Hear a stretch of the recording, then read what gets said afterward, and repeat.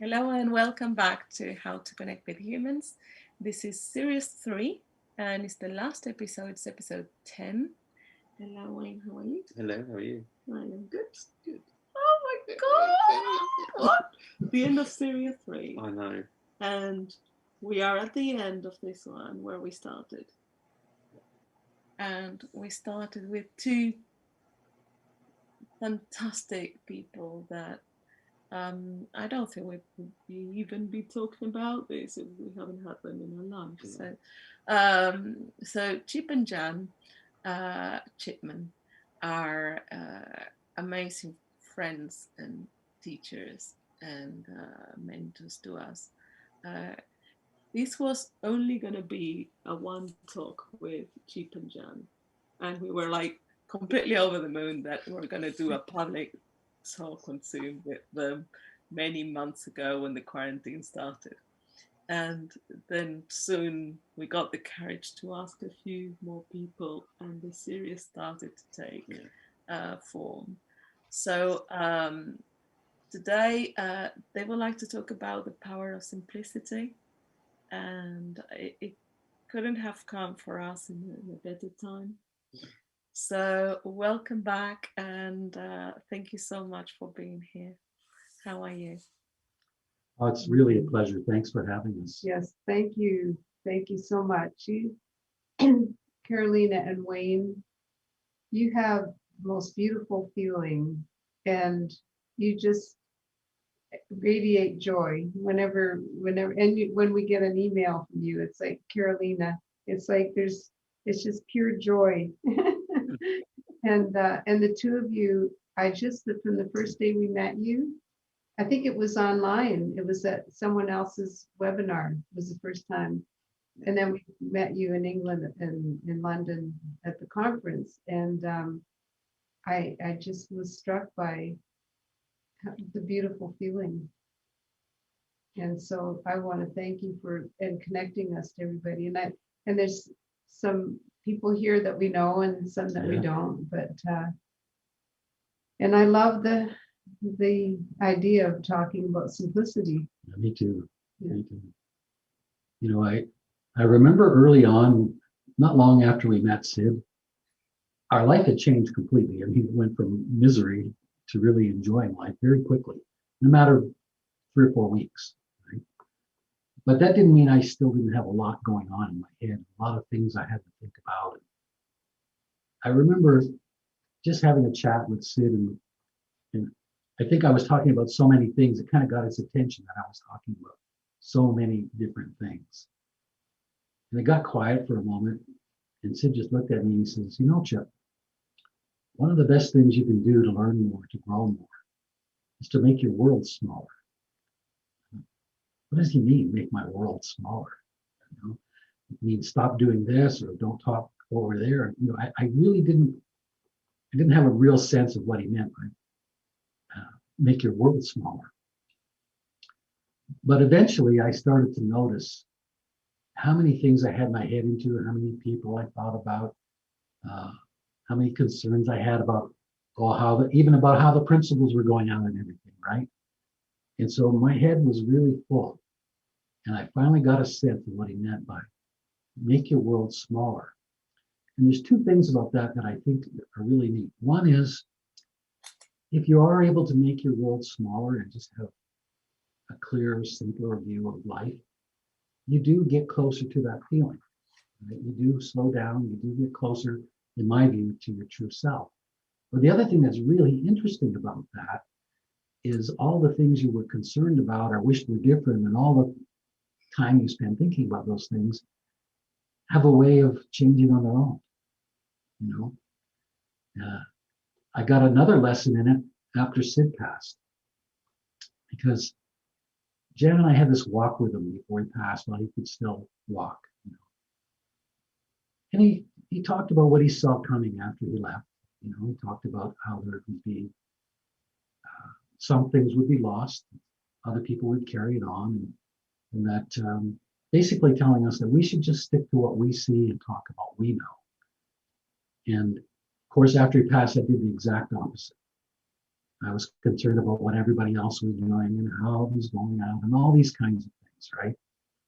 And I got to a place where, after all these years with Sid of feeling just most of the time really good about life, to having my world had gotten big again in my head, right? And I felt justified about everything I thought about, right? It all seemed reasonable that I should be thinking about it. But what wasn't reasonable and what was really interesting is I found myself sitting on the couch one day in a really low mood, right? And I felt quite justified. I had this to worry about and that to worry about and what's going on over here. And I just, in the middle of that, I just started laughing. It just seemed so absurd. I was so busy judging the world, and I'm the one sitting in my couch with a low mood. Right? I'm the one who's sitting here having lost that feeling, right? And it sounds odd, but I really did. It just struck me as funny, and I started to laugh, and I realized I could just make my world smaller again, and by smaller, also more simple, right? More in the moment, more now, and just take care of things as they come along. Of course, you do what you can, and you say what you see and what you know. But I just think that all of us along the line can come to those moments when it's worth considering making our world a little smaller for a while. I love that. I just had this mental image of when I do that, because I do that too. I'll get caught up in all these details that are going on out there in the world. And it just hit me that when I do that, it's like I'm leaving my life, like who's leaving my life in that moment? And it's like the seat's empty. I'm off somewhere in the ethers. And I thought, if I'm here to live my life, that's it, that's my job. Yeah, absolutely. So it just struck me as so funny, like that when you said. See, if you take that idea to the farthest extent, which is to go to a moment when you have a totally quiet mind, right? That's as small as you can get. And at that point, it explodes, because what I know all of you are finding too, is that the real learning happens in that really quiet state. And it also demonstrates simplicity. So as an example, most of you who know my story knew that I grew up I was the oldest of 11 kids. There was a lot of violence in my home, okay? Not all the time, but there was violence and addiction and stuff like that. So just having said that to set the stage, that I had volumes and volumes of thinking around that and what was done to me, and how I suffered as a child. And it did come out of my personality, where I was angry at times and aggressive and depressed, all those things. Like, it is true that our experience shapes our personality, our personal minds, right? And so when I think of all the volumes and volumes of thinking around that I had, that were really creating my view of the world, creating the way I responded to the world, and more than anything, created how I felt on a moment-to-moment basis. And those that know me know I've told the story many times, so I'm going to jump to the conclusion in a way. I had this experience where I found that I loved listening to Sid. I loved going to his talks, but he would start talking sometimes about forgiveness, and it would just excite all kinds of thinking in my head. I'd get upset. I couldn't handle it. I didn't like hearing him talk about forgiveness. Now, I knew intellectually that it would be a good thing to forgive, to let go, just to have a quieter mind, not to have all that thought. But it didn't matter to me, because I would just think, you have no right to say that, Sid, because you haven't seen what I've seen. And I really, honest to God, felt that there were things that were unforgivable, right? And so one night Sid was talking, and he started talking about forgiveness again, and I got upset once more. And I know he saw that it affected me. And the next day he called me and said, "What's going on?" And so I told him, I said, this is what I think about when you talk about forgiveness. And he invited me over to his house for tea and have a chat, right? So I went over to his house, and it was one of maybe 3 times in all the over 40 years that we knew him that he actually listened to about the details in my life, right? And so I told him why I had such a hard time with that, And to be honest, I told him and his wife probably the 3 worst stories I could think of from my childhood, right? And they were very compassionate. They were just filled with feeling. And I thought, finally, he understands just how bad it can be. And there was a long pause. It was very quiet. And Sid looked at me and he said, "Chip, your father must have really been suffering to have done those things." And I just lost it. I like, my father is suffering? And I just wouldn't listen anymore, right? A couple of nights later, we were lying in bed and Jan was asleep. And for some reason, I started to think about some things I'd said to Jan before I changed that were mean or, cruel in some ways, I suppose. And I had that feeling like I wish I could go back in time and take that back and not say that, And I was just feeling sick about it. And then it just stopped. It just stopped. And I was just in this quiet. And I had this wee insight. And the wee insight was those words came from this world over here. You don't live in that world anymore. It doesn't matter. You live in this world now.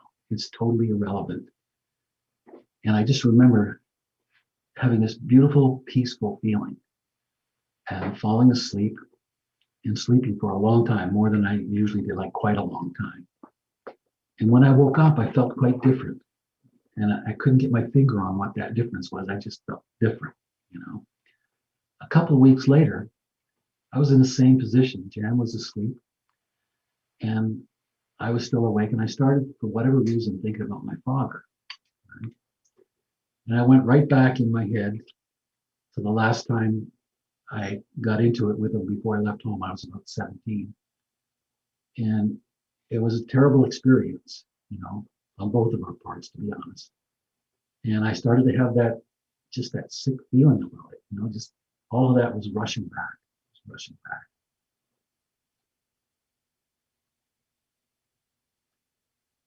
And then for some reason, that just fell away and it was quiet.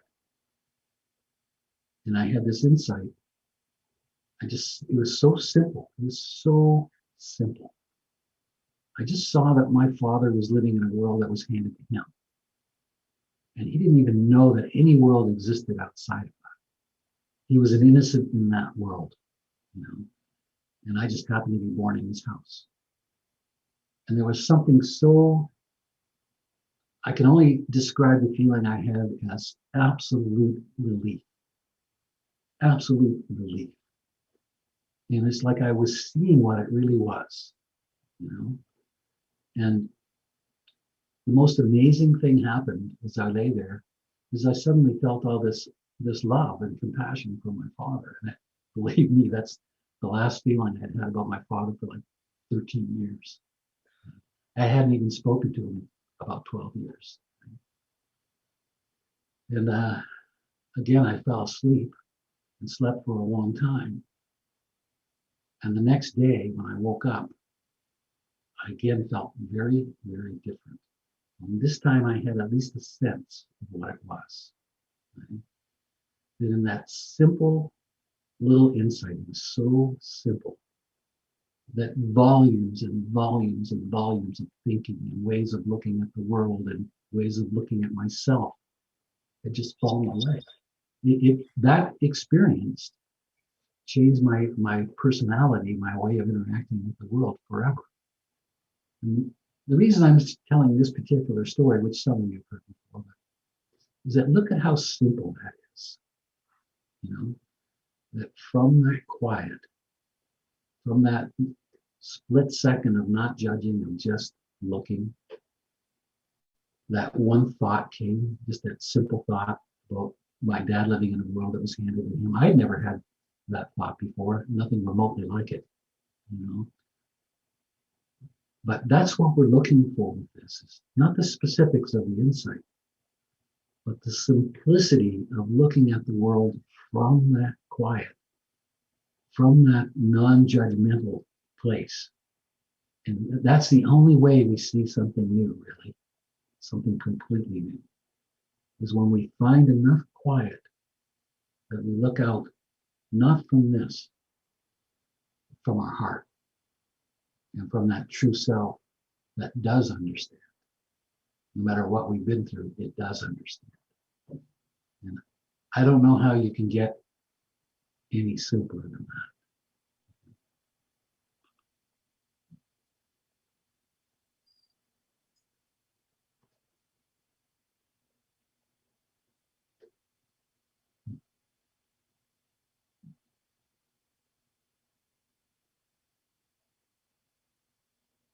I remember when we were talking with the women in the prison that we worked in Florida one night, and it hit me how the answer to everything in life lies within. You know, the answer lies within.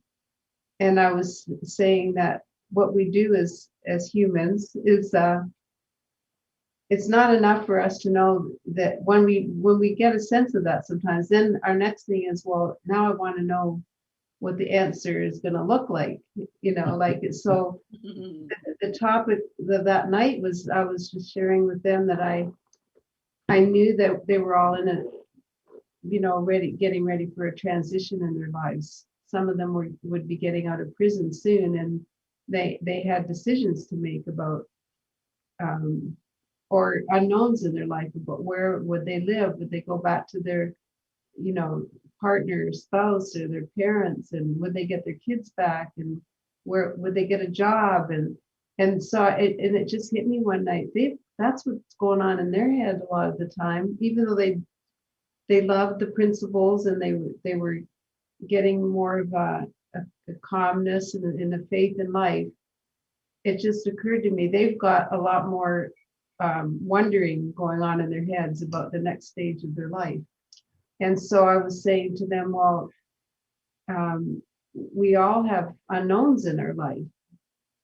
And if we get too distracted by always, you know, futurizing and wondering what's going to come next, or how is this going to resolve, and what will I do then, you know, with this, then what we do is we end up not just living in the moment. And so that led to the idea that the answer lies within. So everything we need in life will come to us if we trust in life.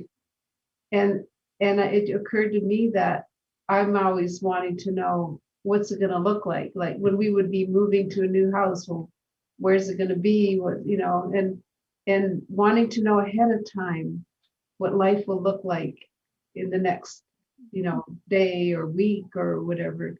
And it just hit me to say that if we can just trust that the answers are to everything that we need lie within, and then we trust that we don't need to know the details of what it will look like.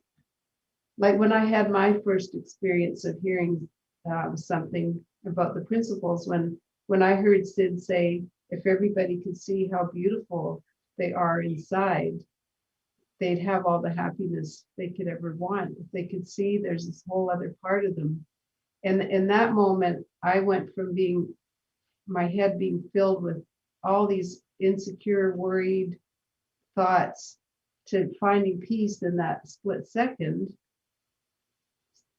How many years ago? Like 45 years ago. And then I saw my life in front of me. This was a metaphor I felt so strongly I could still feel it.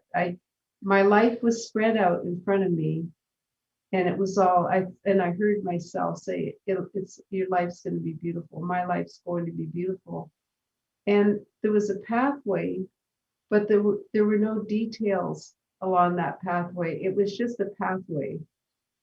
like this road to the future. And I didn't need to know what the details would be. Because I didn't care. I just knew it was going to be beautiful. That was enough. And so now when I get caught up into my mind getting busy about anything like to do with finances, or how can I fit all these things in my schedule and all this, then I remember that feeling of letting go of the details and just allowing yourself to experience this moment, and wherever you are right now, and that in turn makes life more, like, you get into the flow of life, you're in harmony with life, and things show up in a nice way, and that are fulfilling and healthy. And it's only when we get into that those insecure thoughts, which we all have, I mean, I still have them, but that are self-sabotaging. And you could sit down and show an example of how that works, but I know that everybody understands how that is as a human being. So now the next step is, people say, well, how do you get your mind quiet? Well, that day when my mind went that quiet and I heard something so deep, I realized that it looks like this man who I just met Sid that day. It looks like he's got the wisdom. It looks like to me like he's speaking the words, and then I got this feeling. But my big insight was, all my life when I read the teaching of the wise people, wise humans, I always loved the fact that they said, listen to yourself. You've got to find your way. And that's when I really realized what they were saying. It wasn't just words that they were saying. I heard, right. It's wisdom isn't coming from out there. It can only come from inside. And so I felt in that moment, I've had this my whole life. I've had this wisdom my whole life, and I'll have it for the rest of my life. It's my wisdom. And that changed everything for me, because from then on, I would still have my separation from that wisdom, like seemingly, but I would experience maybe like I'm not connected with it, but it's never gone anywhere. And so I've been able to go through the ups and downs, knowing that all along, that beautiful inside reality has not been damaged or lessened. And so, I mean, that to me, that's the most, how simple can you get more than that too? Absolutely. That's beautiful. And so not needing to know the details is so, it's something we overlook. Yeah. But okay, so that was my main point, was to keep that quiet mind and to nurture it. My personal experience, and it's not a how-to, it's just what I've noticed, is if I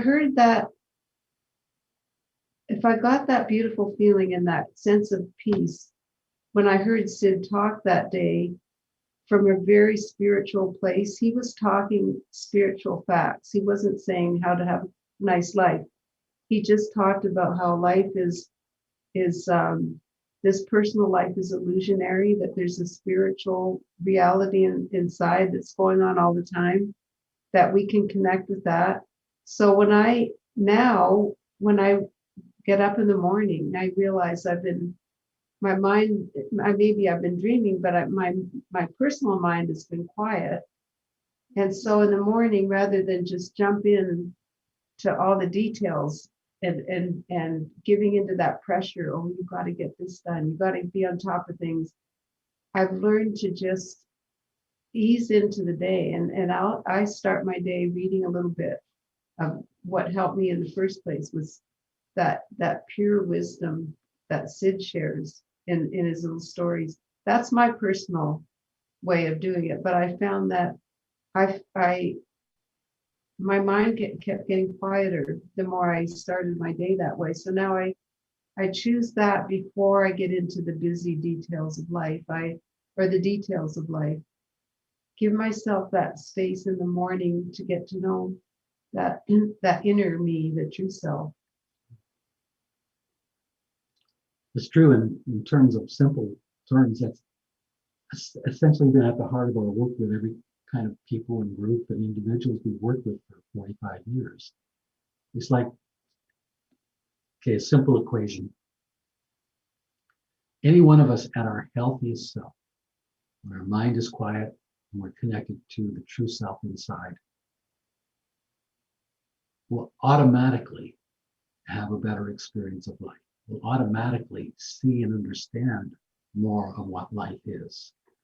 And the beauty of that is that life automatically reacts differently to us when we're coming from that quiet, beautiful place. When we have that moment of those moments of real security. So as I look back at our work and I think about all the different populations we work with, one of the things that I had some doubt about before we started, was we had an opportunity to work with people that had severe addictions. They were incarcerated, but they were going to be back out in society before too long. And I guess I definitely had some experience with living with somebody with addiction growing up. But I remember thinking, these people have a tremendously painful past. Like many of the women, well, both men and women had lost their children to the state, as an example, because of their addiction, where they'd gotten lost. They've been disconnected from their families, disconnected from everything, except for their addiction. And then, of course, that's the past. That's what there's all the guilt, the shame, and all the pain that comes from having that in your past. But it also colored how they looked at the future. They were afraid of the future. They didn't know whether they could get out of addiction, whether they'd ever have a way to make a living, whether their relatives and children would be reconnected with them, whether there'd be forgiveness. So as we began to work with that particular group, I'm like, wow, I can't tell them how it's going to be in the future because I have no idea. I know from my own experience that thinking about the past and giving yourself a negative feeling because of whatever's happened in the past is of no value. So where do we go? What can we share that can help with people in that situation? I mean, I met heroin addicts who had been on the street with heroin for years and years and years, And so when we finally sat down with that particular group of people, all we could do was share our story. All we could do was say what happened to us when we've been in a hopeless state. And, clearly some of them have been in perhaps what you would call more hopeless states. But the principle was the same, that you have to stop at some point thinking about it. You have to be able to stop trying to figure it out. You have to return for a split second to your health. And that almost seemed absurd to me to begin with, to sit down with this group. And yet, as we told our story, as we talked about the fact that they have a true self inside, that there's something within them that is spiritual in nature and therefore has never been damaged, can never be damaged, will never be damaged. It's still 100%. We slowly started to see the lights come on. And we would get questions about, okay, say I do this, say I feel better. What's my life going to be? And all we could say is we don't know. We only know that you operating from that beautiful level of health will do better things in this life, and life will react to you differently. And to be honest, at the time, I would go home thinking that's just too simple. These people are living in hell, until the first 2 or 3 of them started to just listening to Sid's recordings and reading the books started to just pop, and just have that realization that there was something whole in them. There was something unbroken. And what they would say after they found that simple feeling of being unbroken was so wise. It was so amazing and wise, right? That I started to be in awe of, once again, of these people and the power of what lay within them. And our only job was to suggest that possibility and tell the stories we had that showed how that happened to us and how our lives changed so much. And the way it looked to me is in that simple seeing them as help and simply seeing them as just as whole as we were, and seeing that what they had within them, that they felt us looking at them in that way, you know. And I may be putting words in their mouths, but what I think they got from that was feeling that they were being looked at with total respect for the spiritual beings that they are, regardless of their experience, regardless of where they were stuck. Now, that is so simple. I'll just say this. We rarely talk about the principles per se. We left that to Sid's recordings. And to them, to those people in And the to class, them, absolutely. their sharing was the, That's true. yeah. Because they would have so much feeling of gratitude and relief from stepping out of their pain and guilt and shame, that when they heard something and they found a nice feeling, they were feeling so grateful and moved, you know, like they would stand up and share with tears in their eyes. At that point, they're teaching us. Absolutely. And then I was saying the other day that it occurred to me that when we would go once a week to visit back at the prison or the rehab centers, we were just going in to do a tune-up, basically, because they were all sharing with each other and learning from each other all week. And then they were actually teaching us by the beautiful feelings that they were having. Absolutely.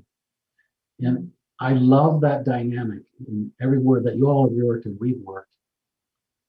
The first 2 or 3 people that listen to the recordings or have an insight in the class, those first 2 or 3 people, like in every group we've been in, like the rehab center, the prison, their change is what brought hope to the whole environment. Their change was so unheard of in those environments. The idea that people in prison for 10 or 20 years who've lost their children, who've lost everything, or people that have been addicted for years and years and years, the idea that they would shift and express any feeling of happiness and gratitude and joy was so foreign in those environments that it literally confused everybody around them. It confused their friends and inmates that knew them. It also confused the corrections officers. It confused the psychologists. The judges? The judges, oh, definitely confused the judges. It really did. But because it was sustained with them, because that shift remained with them, all of that curiosity, or pardon me, all of that confusion turned to curiosity. Like, what is this? I mean, that's what happened with me in the beginning. Jan met Saved and Changed. I wanted nothing to do with it. I thought it was silly, simplistic. Go away. Don't talk to me about that, you know. But the fact that Jan's change was deep in the sense I could see she was really happy. I could see she was enjoying life way more than I was. And it was sustained. It was like I started to see this isn't going to go away. You know, something's happened here that I don't understand. Right? And that's when my confusion turned to curiosity. So it's just that simple. You know, like if you have a population that you want to help, if you want to work with kids, you want to work in prisons, you want to just live your life in your neighborhood with your family, it's the living of it. After those simple insights, it's the living of it that really teaches it. You know? And that's what amazes me to this day, is how simple it is to affect change with people, starting with seeing them as whole, starting with seeing them as unbroken. And of course, you can't do that unless you're seeing yourself, at least in moments, as being whole and unbroken. And that's how you come across when you feel that. That's what brings hope to people. It's not the words about the principles. Of course, that helps. But what it really is, you've all probably heard me say this before, that the only authority any of us have to talk about these principles is our own experience. That's what people feel as authenticity when you share. They feel that something is happening to you that they're not used to hearing about. They see that it's real, and what that does is it plants the seed of hope in their thinking. It changes the direction of their thinking, right? And it turns to that beautiful curiosity. And if we do our jobs well by keeping it simple, they end up at a moment when they see that the wisdom is theirs. And if we don't worry about the words, like just the feeling is how people pick up on it, because everybody already has it. So we're not teaching anyone anything. And if you have the feeling, you're giving them the opportunity to touch that feeling in themselves. And so the words are just something that we have learned to use as communication since we were little, right? It's the way we think we communicate. And it's a beautiful tool, but the real communication is the feeling. Because words are from this reality, the personal reality. The feeling is from the inside. And that's the whole point, is to wake up that inside in others. Yeah, for sure. Yeah. Yeah. And what a joy. Jen and I were speaking at one of the London conferences once, and we finished. People were coming around asking questions. And there was this lovely young Jewish couple, Hasidic, with the curls of the hat and the whole thing. And they came up and they were so excited. They had such, they were saying, we really want to share this in our community. But we don't know how to talk about it. Right? We have no idea how to talk about it. And I'm looking at them, and they were just lit up. They were just shining. And I looked at them and I said, honestly, you don't have to worry about the words. All you have to do is walk into a room looking like you look right now. And that's true. That's absolutely true.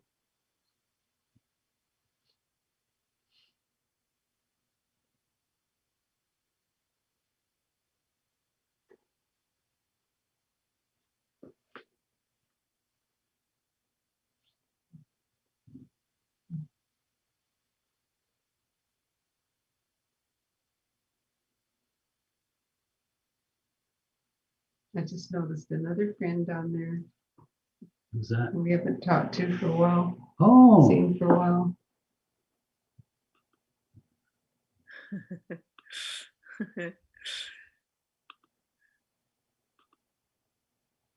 Hi, Ron.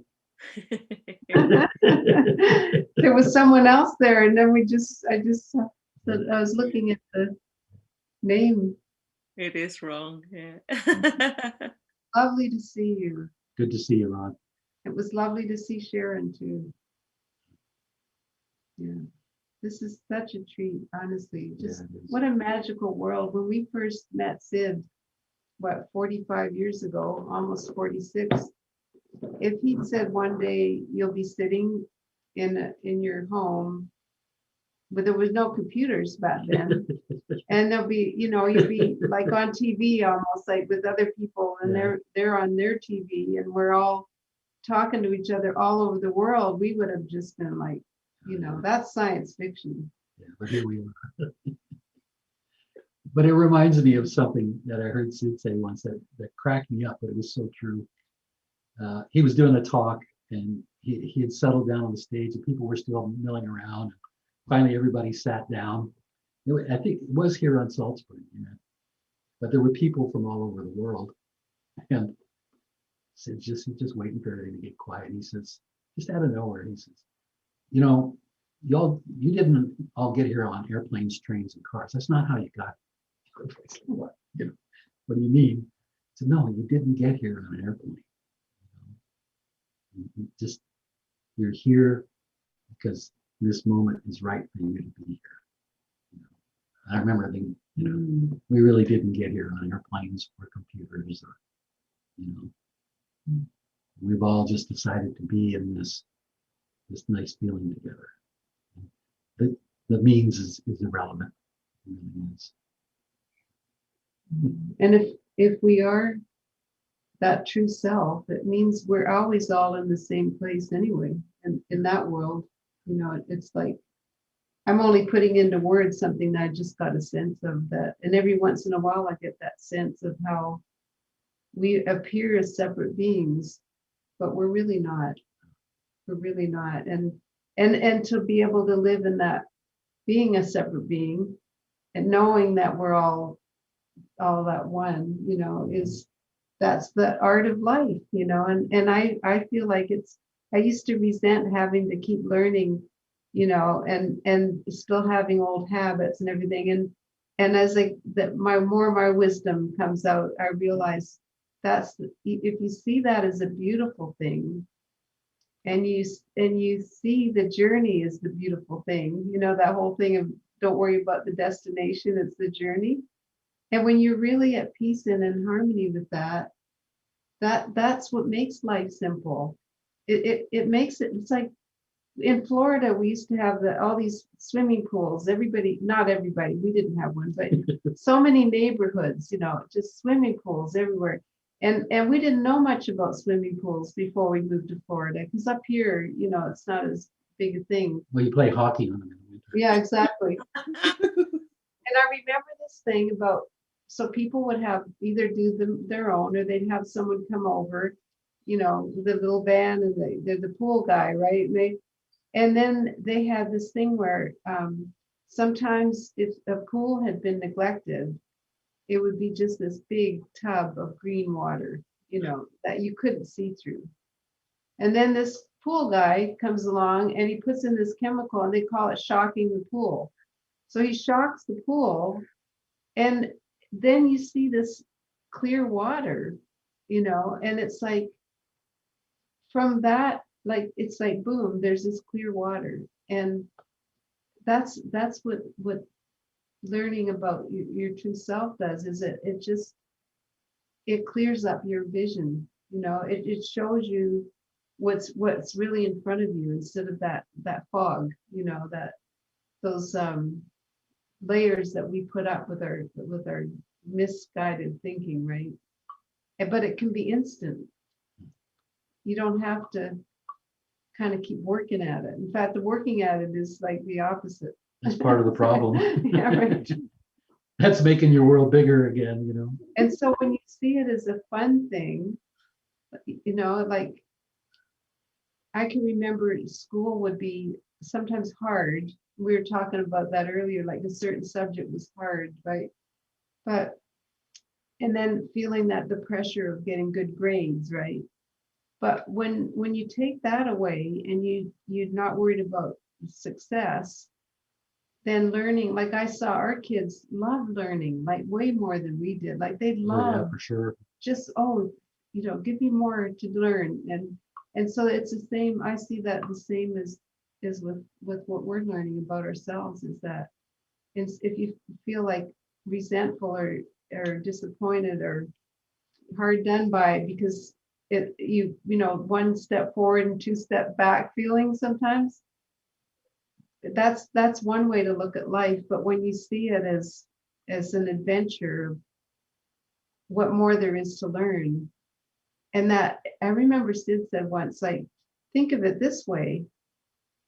Look what so far your learning has brought you. It's brought you a nicer life. It's brought you more beauty. And so he said, so just think of it like, the more you have to learn, the more beauty is opening up to you.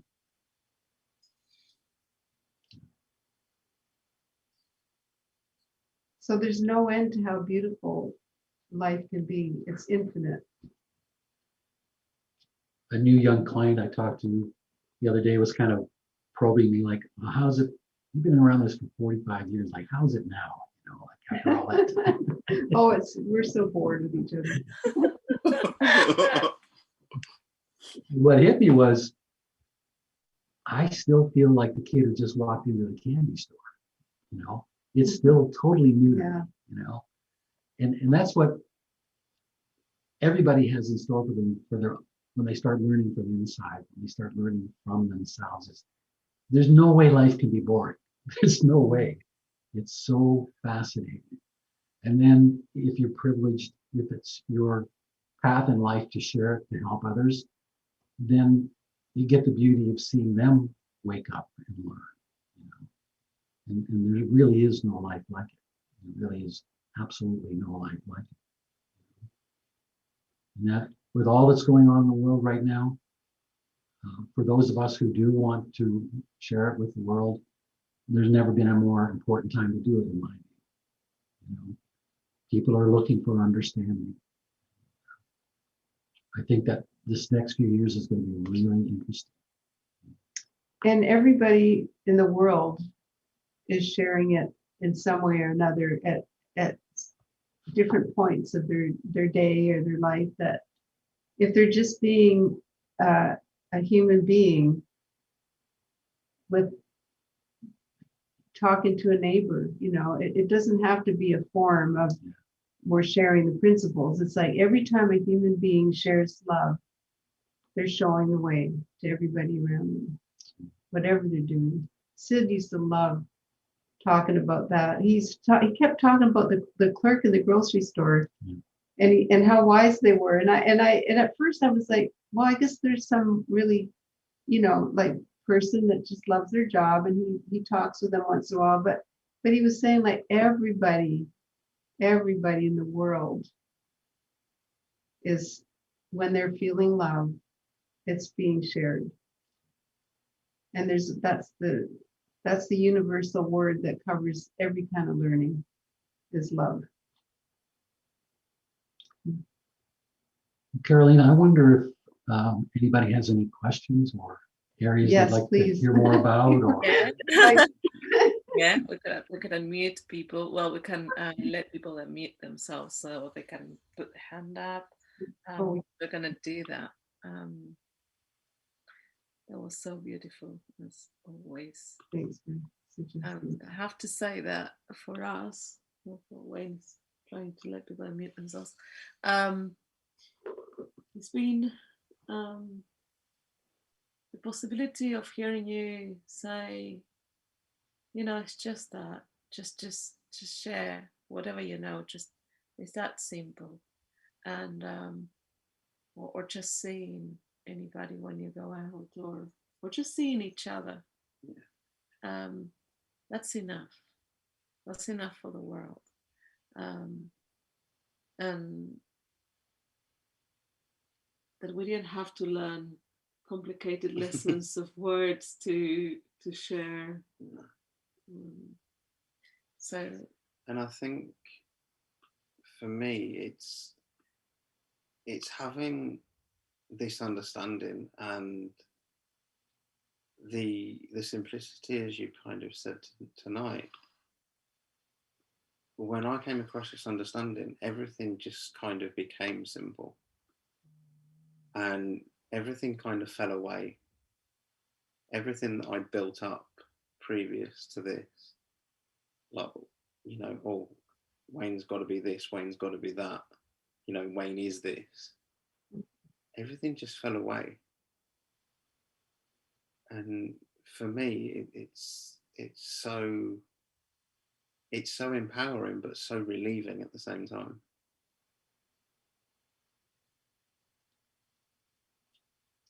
That's a neat way. I like that.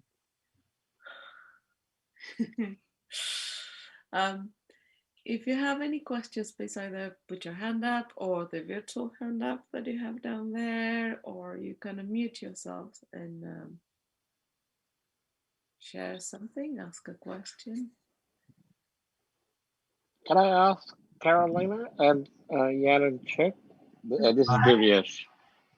Yep. Hi, Divyesh. Hi, sorry. I'm lying in bed. I feel a little bit because it's 7. Since I started, it was 6:30 a.m. So I'm sort of propped up in a pillow with no picture for you to see. But anyway, sorry about it. I can always do that. But I wanted to. Here we are. Look, Oh, there he hi. is.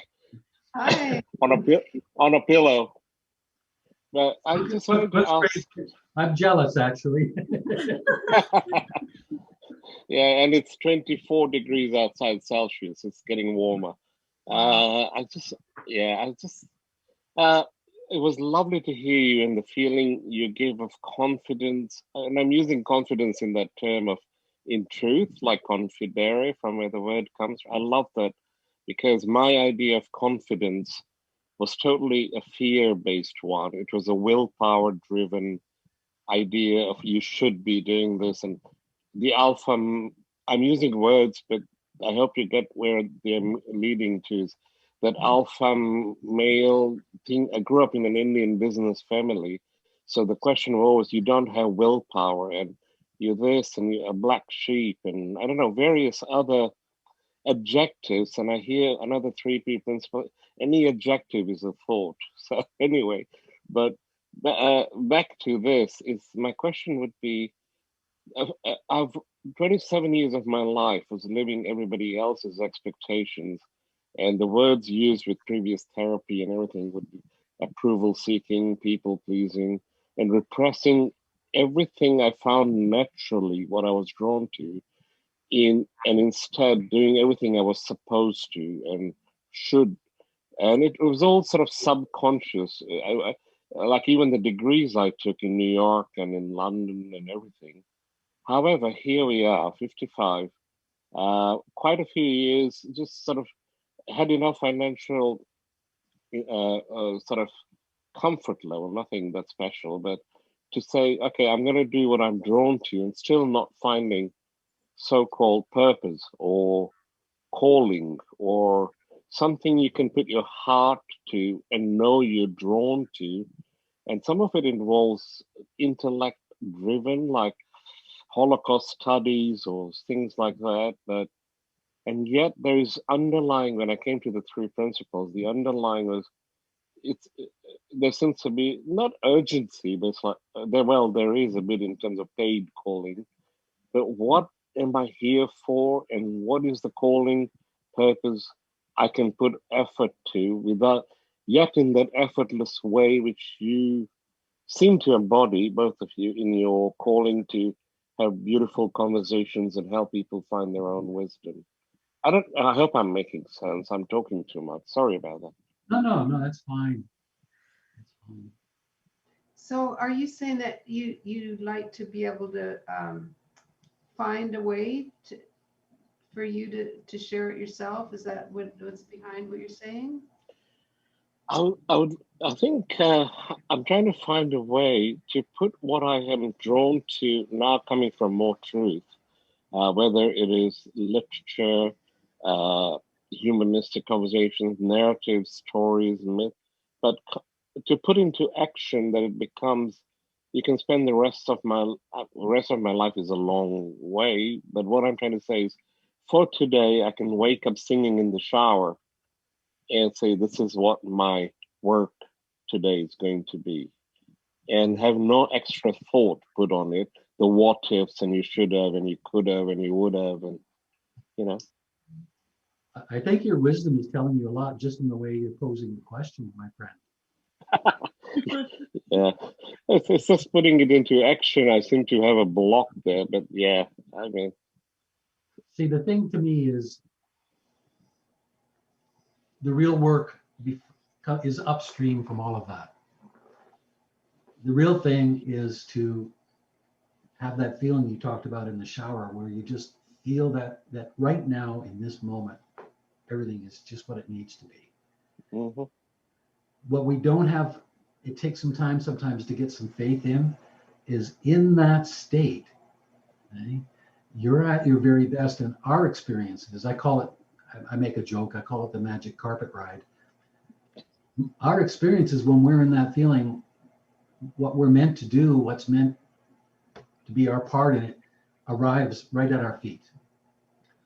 Now we've done so many things in the last 45 years.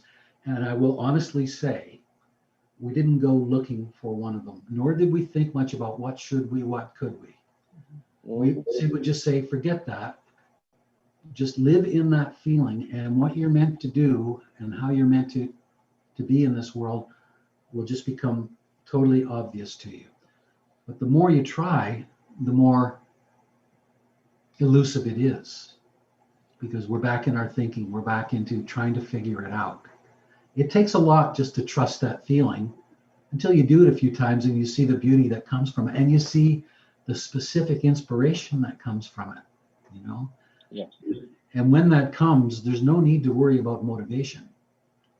When you see, even if it's just for the next few moments, what you want, when you're given that beautiful feeling and you see an opportunity maybe to share or to learn something, you don't have to worry about motivation, because you won't be able to sit still. You'll just do it. You know? Yeah. And that's the difference between doing and doing. There's the doing we do thinking about I should, could, would, wish. And then there's the doing that occurs because we see. And I know that's going to come to you, my friend. I know that's going to come to you. Thank you. Thank you so much, Jeff. That's a great question. It was a great question. It's so good to see you. Good to see you. Hello from Australia. Thank you. I think Ron has his hand up here. Yeah.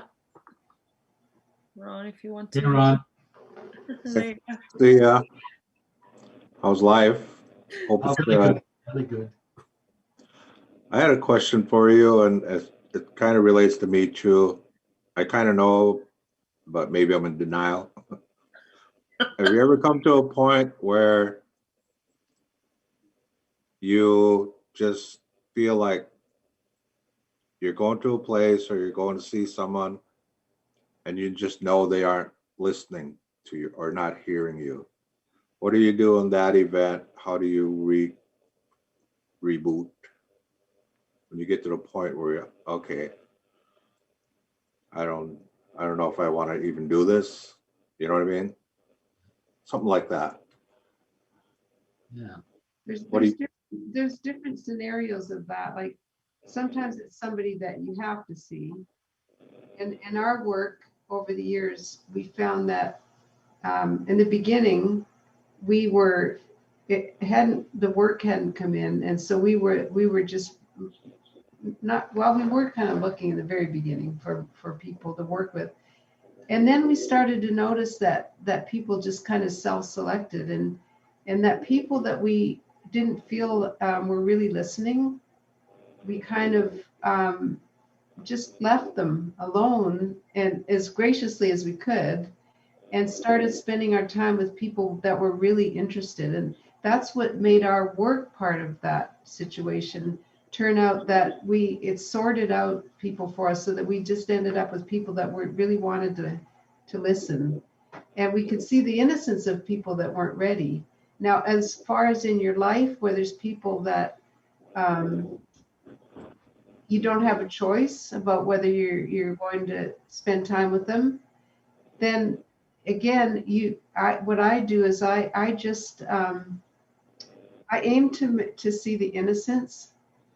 And if there's somebody in that I keep having to be around, and I either feel obligated or I am obligated to spend time with them, I've just learned to trust my feeling of what the comfort level is. And it's been amazing for me, because there were people that I felt that I had to engage with that then I took the courage to not engage with because the feeling wasn't right. And so I've been learning to use that sense of, is this person really good for me? And if they're not good for me, I'm probably not good for them. You know, and so that it's helped me develop faith in myself to trust my feelings. And then again, in another part of our work where we'd be working with a group, and there were some people that didn't want to be in the group, you know, might have a group of like police officers or something, And we just start spotting the ones that were really interested and find a way to work with the people that were interested and not worry about the ones that aren't interested. So that helps us see the innocence. And you end up having people that want to work with you, and you actually achieve more of what you're both looking for. Yeah. So that's on a very practical level, but it's practical in more ways than one, in the sense that we had many groups where there were people that didn't want to be in the room or didn't want to hear it. Because I remember asking Sid the same question, actually, Ron, and he just, with groups, he just said, just speak to the highest person in the room. And my thinking was, no, you try and bring everybody along, you're trying to get this one that's messing up the group or whatever.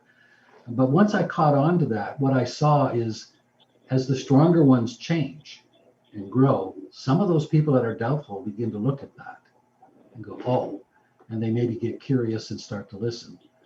But you can't, the other thing is, the truth is you can't win them all, But you can always feel love for people, and even people that maybe, like we had this one client that Chip, he thought Chip walked on water. He just loved Chip. But I didn't realize he was more comfortable working with men, and so at that time, my feelings would always get hurt, because I'd see him be so, friendly with Chip and nice to Chip, and I knew that I was contributing to some of the projects even more than Chip was on some of them, but I just felt like he was never appreciating me. And it came to a head one night when we were at a function, and this person was rude to me. And I mean, he didn't even realize that he was being rude to me, but I had helped so much for the outcome of what this function was all about. It was like a celebration, and I had really helped with that project. And so I went home. That night I was devastated. I was like, and I was crying, and I was saying to Chip, like, how could he be so rude to me? And Chip just was trying to calm me down, right? So the next morning I woke up, and I was like, I was sitting there just crying. I felt so disappointed, But what hit me was I was feeling bad because I wasn't allowing myself to feel love for this person. And I still didn't understand his behavior, I still felt, but something in me said, that person's negativity cannot stop me from feeling love for them. And it was this insight that I just sat there sobbing. It was just like, I'm going to feel love. I can feel love anytime for anybody, and I'm not going to let someone abuse me, but that right to feel love has nothing to do with that other person or their behavior. And so again, the point is that you don't have, there's certain people you made in your wisdom decide you don't want to be around, but the feeling of love can always be there. Yeah, that's really right on. It really is. It's like, Ron, one of my early experiences with somebody who, didn't want to hear anything, was one of my brothers. Our marriage had turned around, and we were feeling really good. So I thought all I have to do is call my brother, whose life was a total mess, and tell him about this understanding, right? And so I did. I called him and I told him all about it, and he didn't speak to me for over 20 years. But what I saw from that, though, was I'll just put it in a funny way, there's more than one way to skin a cat. What I saw was, I just had to be in that feeling that Jan's talking about when we were with him, when there were family visits and stuff, and forget about trying to tell him, And so what happened is, over the years, a little bit more and a little bit more, we would start to have a little connection. But I'd always just try and take responsibility for my state of mind when I was with him, and just take it off the table about changing him and stuff. And actually 2 years ago, that would have made it almost 30 years, we did a family reunion, and I was kind of like, oh, what's going to happen when I see so-and-so? And he just walked up to me and started talking, and we just had an amazing talk. Now, it took him 30 years to be ready for that conversation, but what I've learned through the years is you do have to have permission from people to really share with them, but only in terms of any idea of telling them about the principles. You don't have to have permission to have your nice feelings stand, regardless of where they're at. You don't have to have permission for that. So Thank you. you're welcome, Ron. Thank That you. was a beautiful question. I Yeah, don't think we've been asked that one, and that was, thank you for that. And it's really good to see you again, Ron. Yeah. Likewise, we'll cross paths again sometime. I'm sure we Yeah, will. we I'm sure will. we will. Thank you. Thank you. And in our experience, we have heard Ron share and with other people with other teachers. And Ron, I said this to you that when you share, there's a beautiful simplicity in the way you do it. There's no need for titles or like being some very I don't know, high in I don't know diploma, professional. Is that very down to earth, very connected to the simplicity of nature, but it just comes across so beautifully. We both absolutely love listening to you. So Absolutely. Please know that that's the case, at least here. Thank you so Thank much. you. Thanks. Thank you. One more thing struck me about what Ron, about your question, is that every day I'm learning more and more that people's behavior has nothing to do with who they really are. So I'm getting better at it. Just seeing behavior is someone else's behavior is just that. It's their behavior. It's if I hang on to that in any way, it's only gonna feel uncomfortable for me. So I'm learning to just see how behind that behavior is just that same being as me. And behavior is what throws us all off. It's a distraction, my behavior sometimes, if I regret my behavior, but it's just, and it's not, behavior isn't bad. It's just, sometimes it may be negative, but the fact that we behave is just, again, being part of being human. It comes with a package. But to be able to not let other people's behavior to affect you, what a freedom. What an amazing freedom. I love that you use the word freedom. I mean, to me, the greatest freedom in this life is seeing psychological innocence, because it just removes all this thinking you have to do about your own behavior, other people's behavior, the world. Yeah. And you're free to walk through this world as a free being, Just seeing that psychological innocence is the most freeing thing in the world. And going back to something I said earlier, when Sid would talk about forgiveness, and I would think, yeah, I can see intellectually that if you forgive, that's less thought. Well, now in this life, I'm realizing how true that really is.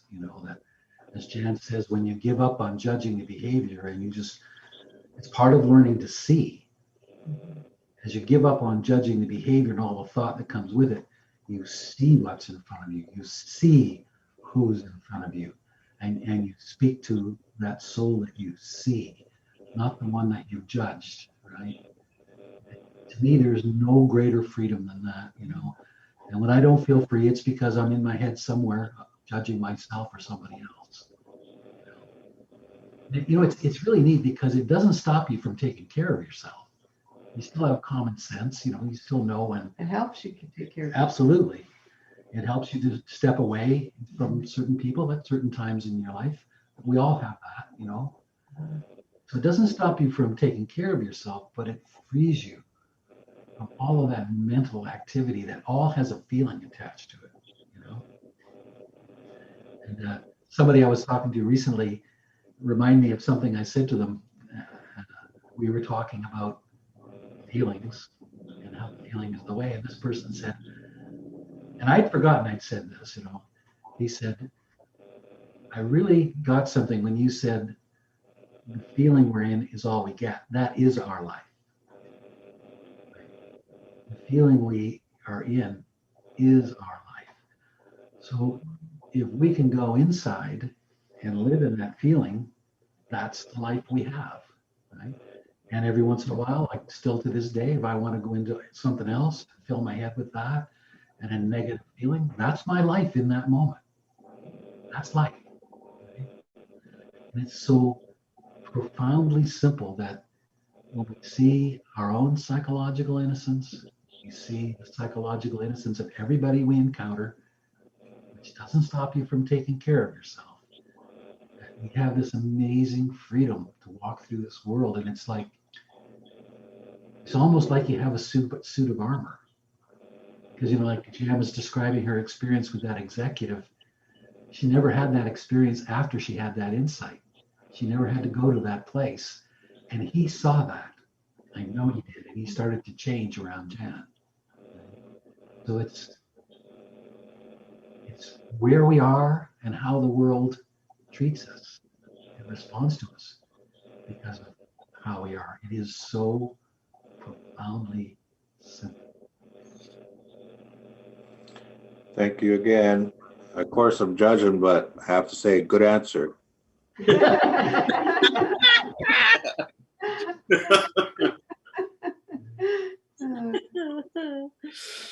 Evening. Hi. I have a question. Well, hi, Sal. Hi. Hi. Hi, I'm new in the Three Principles community, and I was wondering if you have approached schools already with the Three Principles, because I heard about the word getting better earlier, and it just reminded me at school, the children intelligence is always put to judgment. I know that my daughter always is only 9-year-old, and since she has started school, she has like 3 tests a week. And so how do we approach school so they can know that children have innate potential and well-being? And have you experienced this? I know that there is work out there being done in the schools in various places, but I think number one, like what we always like to do is let people know that what they have to offer to help with schools, instead of going to look at other people's programs. Not that you shouldn't, but if you, as a beautiful, loving, wise mother, relate to your daughter that way, and she's going into school, our experience over the years was that our kids were like little carriers. You know, they carried the feeling to school, and we could see people around them, their teachers and the other kids, just picking up on that feeling. And then if we ever got, had to go and work, meet with teachers or whatever, we brought that feeling, and I actually ended up working in the schools a little bit as a substitute teacher, and because it was something I'd always wanted to do, and just being myself, as a parent, and then being a little more connected with the schools, but just in your own community, you make such a difference by just really living it yourself. And you'll be surprised if you have a thought, like this is what happens with us over the years. If we would get this thought in our head, well, we'd like to work in, with this kind of thing, business or this kind of venue. And we get that thought and just leave it alone. And then it would come to us because we weren't striving to make it happen. So that my advice is just to watch how it unfolds with you and your daughter and her school, and just see what happens from there. And Jan is being modest about her experience in the school, because I got to watch it from the outside. She volunteered to substitute for somebody that was suddenly was gone permanently, right? Mm-hmm. For a long time. So you had months there. Right, Yeah. right. And they gave Jan like the worst class possible. It's EH, supposedly. Yes, they call it emotionally handicapped Right. in the States. They gave her a terrible room, and there was 2 classes in the room divided by a bookcase. And the kids were like throwing stuff. When I saw the room, I went, oh boy, And I don't want to not, I want Jan to tell the story, but it was like she saw the health in those kids and she approached it from that way, in spite of what other teachers were saying should be done, you know, and without, you know, talking to the teachers and telling them how to do it, something happened in that classroom that was really absolutely amazing. It went from this madness, you know, to these kids sitting there helping each other learn and doing all of these things. And that was just, that brought about the curiosity of the other teachers. They're like, what are you doing? And Jan was the least experienced and the least trained, probably. Right? So Jan just went in there and was just herself, you know, and loved those kids and trusted them and saw them as healthy. And what really helped me was letting go of the resentment of what I saw in the system, which at the time was quite a few unhappy teachers, some of the older teachers that have been there for a long time, and they were really frustrated with the children's behavior. That's why they had that special class. They would all get sorted into that special class. And I'd overhear some of the teachers talking about the kids, you know, that with the behavior problems in a mean way, and sometimes in front of the kids in the hallways. And so it quickly dawned on me, instead of being upset at those teachers, I've got to see their innocence. It was easy for me to see the kids' innocence. But then one day it was like, oh, right, I've got to see the teachers' innocence. And once I saw that, and then I just started to become friends with some of the teachers, even though they weren't interested in being friendly with me at first. I would just go sit at the table anyway. I'd sit at their lunch table. And the next thing you know, we're all friends.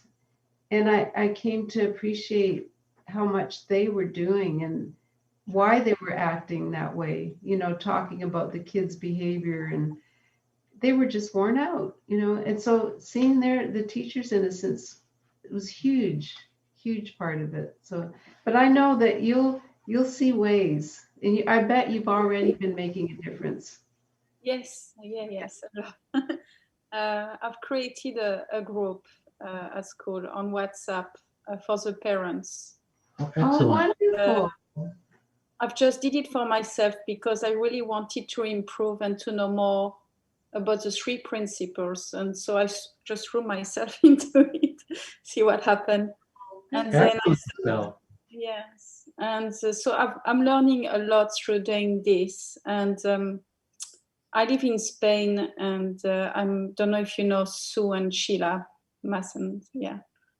And I'm working with them now, and we are going to do a little discussions. We're going to offer little discussions around the 3 principles, and it worked, and it has an impact. It has had an impact as well on the school itself, and now they start to develop to focus more on the soft skills. Yes. rather than the content, the knowing. And so yes, it changes slowly, but they still try to assess the soft skills. So they still have the competitive mind, but it will change slowly, I guess. Absolutely, it will. When I was, one of my things I had to teach the kids, they were like 12-year-old, 13-year-old kids, some of who were on medication and had been to counseling. And I was supposed to teach them social skills.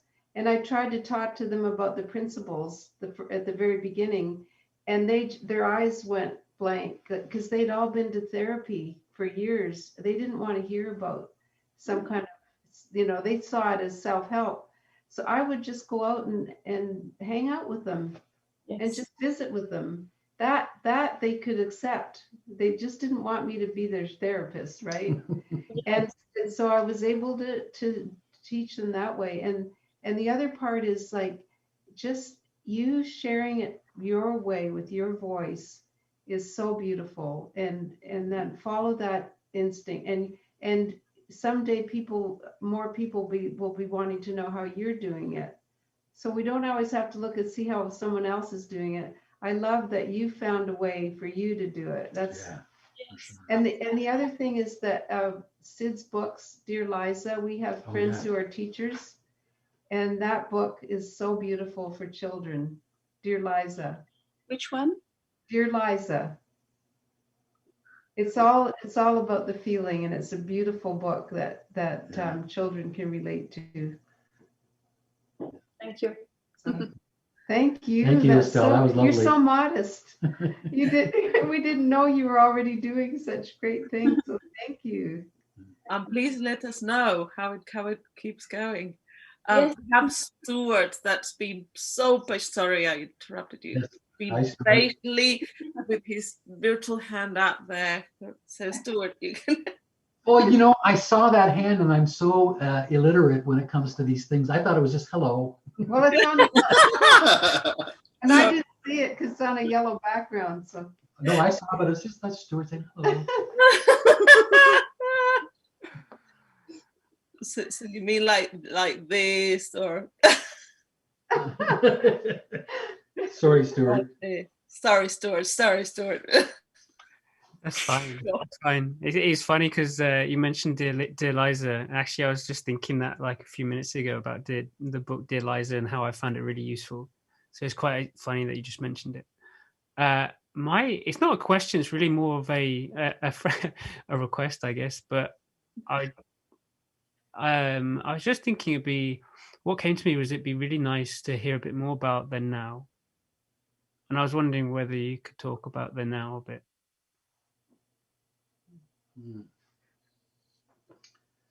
Well, just briefly, because I know we're running out of time, but the now isn't about time. Right? Sid used to talk about finding a state of no thought, right? And I remember him talking about finding a state of no thought, and then later on, I think even in the same talk, he talked about you can't be alive without thought. So I thought that was a contradiction, and I asked him about it, and he laughed. He said, "Oh, you caught me." And he was laughing. He said, "When I talk about no thought, I mean no thought from the past. Okay? But you can't be alive without thought. But what exists when thought from the past subsides is a deeper dimension of thought. Okay? And that deeper dimension of thought is what we call our true self, wisdom. You know, and I made a joke. I said, "Yo, you mean thought without a skin on it?" And he laughed. Said, "Yeah, that's exactly right. It's just pure thought, right?" And that is also the now. Because when you think about it, the only way the past exists or the future exists is in thought from here. Right? So when I shared that insight about what I saw with my father, that was a moment, just a split second of being in the now. And that's all the now is. These are all the same thing. True self, the now, wisdom, the oneness, they are all the same thing. You can't totally feel the oneness unless you're in the now, because you're in your head otherwise. Right? So the now isn't about time. The now is a moment, a split second when you stop projecting the world you've always projected. You literally, for a split second through listening, you stop the world. Okay? And when you stop the world, you get to see. You know, when Sid talks about seeing. And all he means, it's mystical, but it's so simple. All he means by seeing is what you see without the confines of your thinking. You see the true world, not the world that you've been projecting and imagining all of your life, right? And when you see that, you're in the now. You're totally in the now. And from there, you can look back at time, you could look back at experience, and you see it from a completely beautiful, neutral place. Right? And you're in that deeper dimension of thought. And the thing that shows you that is that it's always simple, and it's always something you've never thought before. Right? Because it's not coming from the old memory box. It's wisdom. That deeper dimension of thought is wisdom, which every human being has within them. So And it's always accompanied by a beautiful feeling. always accompanied by a beautiful feeling. And there's just really simple math to that with the now too. Every negative thought we have, and every insecure thought we have, every worried thought we have, every depressed thought we have, must be supported by thought, or it would not exist. Okay? So when we listen, and we just truly listen without a goal, without an objective, without trying to fix yourself, you just listen. And for me, that means listening to the person I know who saw the most, Mr. Banks. But when you just listen, you bring about the possibility of seeing from the now. Okay? And that is your wisdom, that is your truth. It's got nothing to do with Sydney Banks. It's got nothing to do with Chip Chipman or anybody else. That's you seeing in the moment. And you're in the now, you're in the oneness, you're in your true self. It's all the same. It's all the same. And here's how simple it is, folks. All you have to do is listen. There's no more to it than that.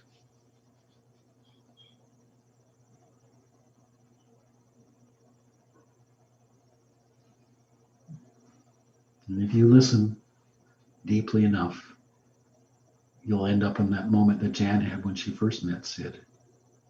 You'll end up listening to your true self. It's there.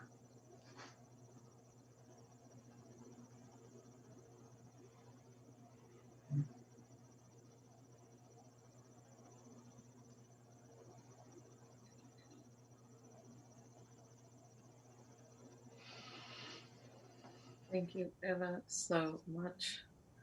We really need a retreat. Yeah. Because it never feels enough, but it's so beautiful, and yet it's so profound. Thank you so much.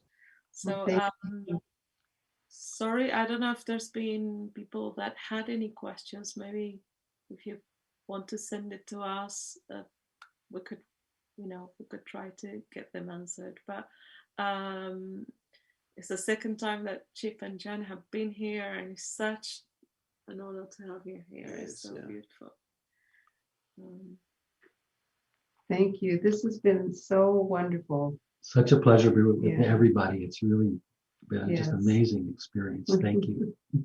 Lots of love to everybody. Yeah, you can see lots of kisses and lots of not hands. So next week we are going to be here as well at 7:30. That it's London time, so GMT, and we're going to have Christine Heath, and so a bit of Hawaiian passion.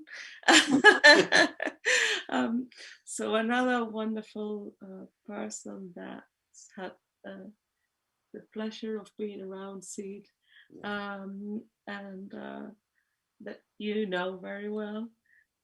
So she's going to talk about finding love within, within to find love, and that starts our next series 4, next week. So it would be lovely to see you there.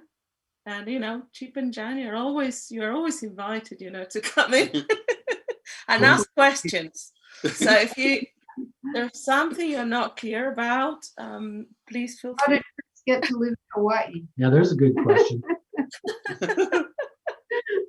And I'll tell you this, just before we go, you'll never meet anybody with more of a deep feeling than Chrissy, that's for sure. She's just full of feelings. She's a beauty. Yeah. Anyway, thanks so much, everybody. And all the best, and stay safe. Thank you. Thank you. Bye-bye. And we'll see you soon. Bye.